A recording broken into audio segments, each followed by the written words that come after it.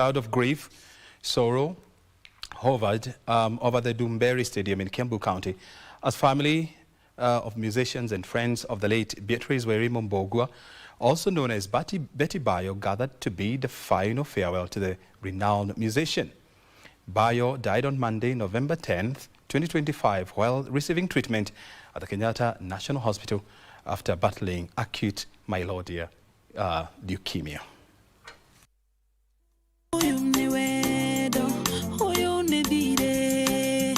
Thursday morning, the convoy ferrying the remains of the late gospel musician Beatrice Mbogwa, popularly known as Betty Bayo, left Kenyatta University Funeral Home, snaking slowly through the Kiambu Road en route to the Dumberi Stadium for the burial ceremony. We are negotiating at this corner. And at the stadium, family, musicians and thousands of her supporters gathered to offer their final salute to the fallen icon and a singer who inspired a generation.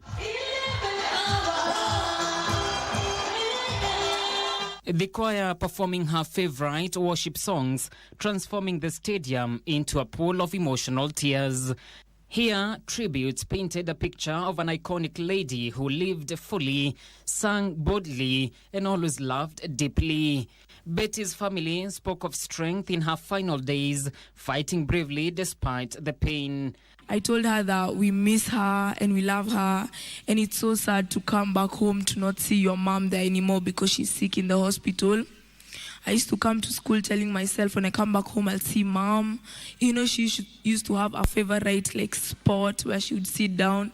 So I would always imagine come back home and see her there. But I never saw her. But hear this, my love, and hold it close in your internal rest. My commitment to our children is now the very engine of my life.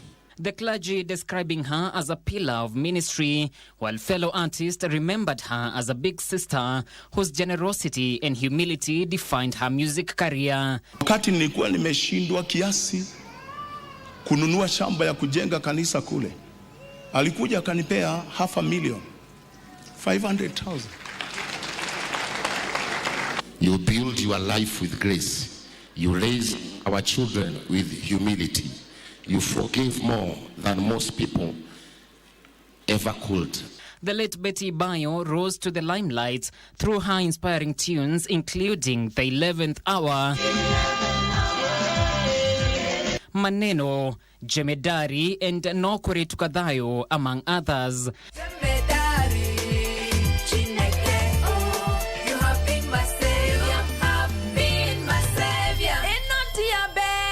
She was later laid to rest in a private ceremony at Mugumo Estate along Kiambu Road. She is survived by her 2 children, Sky Victor and Danny Victor, and her husband, Hiram Gitau.